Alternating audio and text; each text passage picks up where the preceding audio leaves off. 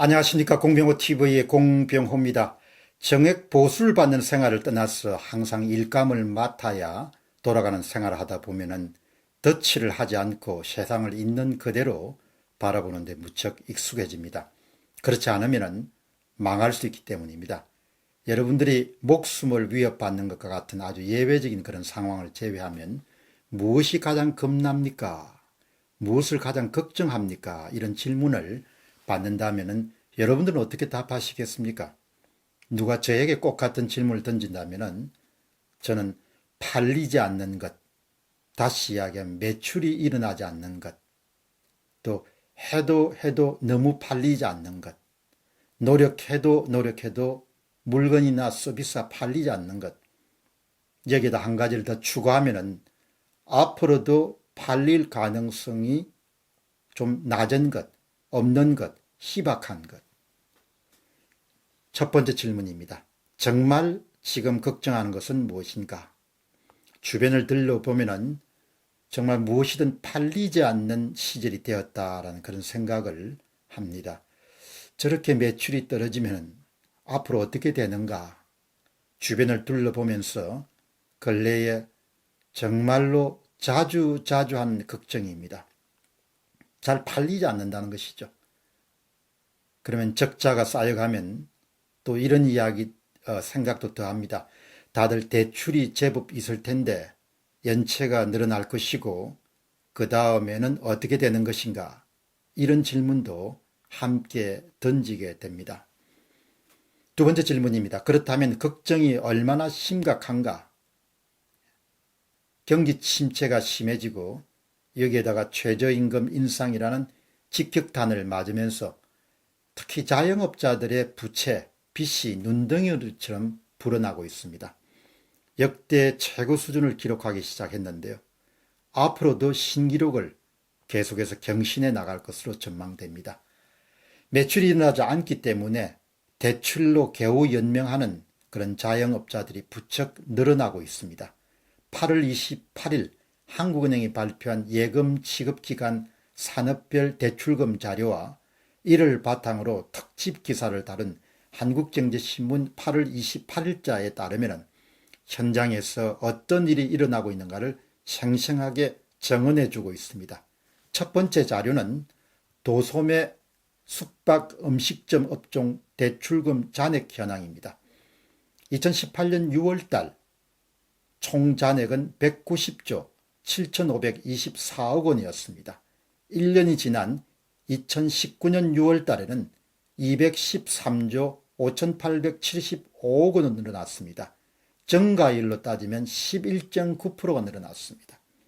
X로 따지면 22조 8,351억 원이 늘어났습니다. 소득 증가율이 2%대 정도가 되는데 빚 증가율이 1년 만에 전년 대비 11.9%가 증가했다는 것이죠. X로는 22조 넘게 증가한 겁니다. 아주 문제가 큰 거죠. 두 번째 자료입니다. 분기별 자영업 대출 증가율 평균값입니다. 분기별 자영업 대출 증가율 평균값 2016년도에 7.6%였습니다.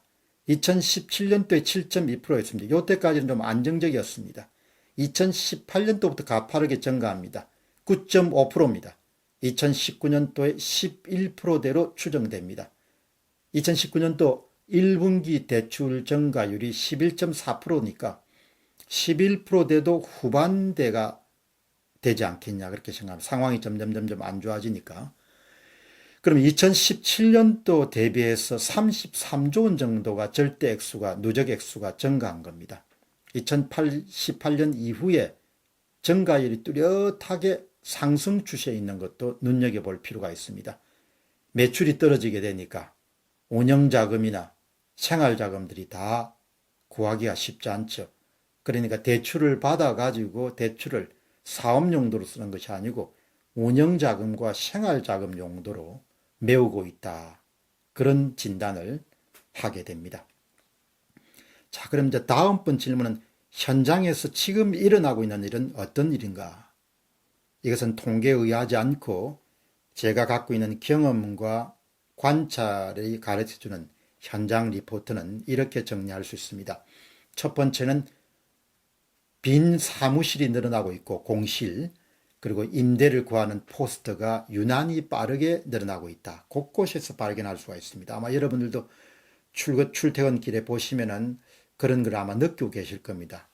그리고 매출 급감 속에서 이루어지는 급격한 최저임금 인상이 비용 상승으로 연결돼서 경영에 상당한 압박을 가하고 있는 실정이다.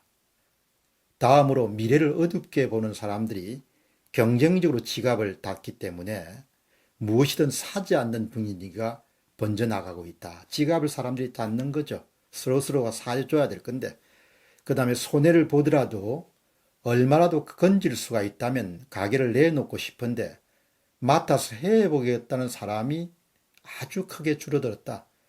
그러니 기존에 사업을 하던 사람들은 이러지도 저러지도 못하는 딱한 상황에 놓인 자영업자들 수가 점점 불어나고 있다는 것이죠. 주 52시간 근무제의 도입의 여파로 인해 가지고 회식 문화의 변화, 그 다음에 근무시간 단축 등은 특히 음식업종 등과 같은 데는 결정적인 타격을 입히고 있다. 그리고 제조업 해외 이전이나 해고 등으로 인해 가지고 일자리 잃은 가장들이 세상에 쏟아져 나오면서 창업을 하게 되고 한정된 파일을 가지고 서로 경쟁하는 그런 과정에서 출혈 경쟁이 심해지고 있다.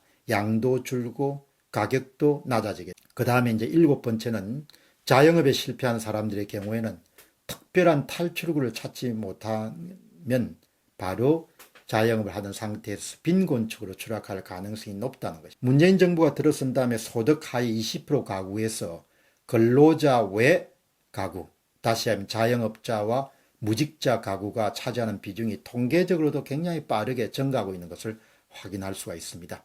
자, 그럼 이제 우리가 마지막으로 해야 할 일이 뭐냐? 우선 이제 개인이 해야 될 일은 개인이 지금 이미 갖고 있는 그런 일자리나 이런 부분을 잘 유지하기 위해서 노력을 해야 되는 그런 부분들이 우선적이고, 그 다음에 이제 사회 전체적으로 해야 될 부분은 국가가 돈을 풀어서 경기를 살릴 수 없다는 사실을 정책 당국자들이 잘 알고 정부 개입적 사고와 정책으로는 경기를 살릴 수 없다. 이런 부분을 깊이 인식을 해야 됩니다. 그 다음에 성장 친화적이고 시장 친화적인 그런 정책으로 문재인 정부의 경제정책 노선이 근본적으로 바뀌어야 출구를 찾을 수 있다. 이 점도 대단히 중요합니다.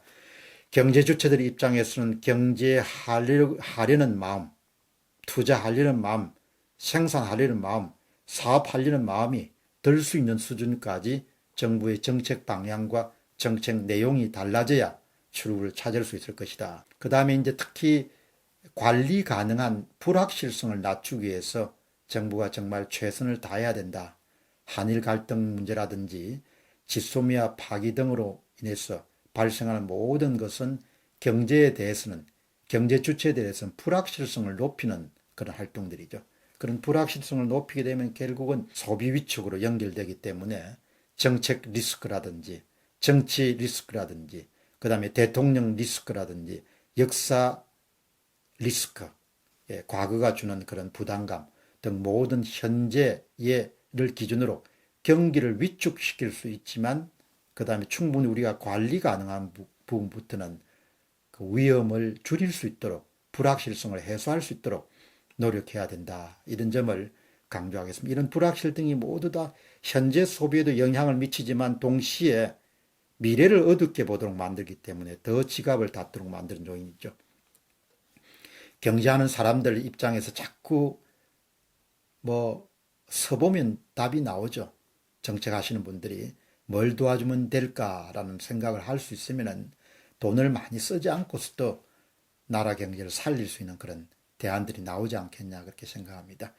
어쨌든 개개인은 상당히 엄중한 상황 속에서 우리가 헤쳐나가고 있다 이렇게 생각하시고 여러분들 각자의 입장에서 자기 자신을 보호하고 가족을 보호할 수 있는 그런 부분에 힘을 더해야 될 겁니다. 공병호 TV의 공병호였습니다. 감사합니다.